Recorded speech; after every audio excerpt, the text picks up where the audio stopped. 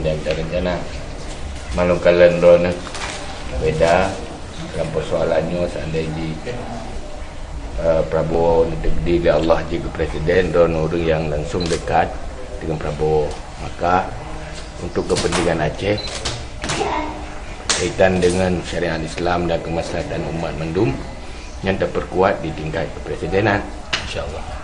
Karena ron lungkalan kan cuma hanya sekedar untuk calon wakil rakyat, tapi juga dekat dengan pemimpin rakyat. Maka kedekatan yang itu berjuang untuk kepentingan rakyat.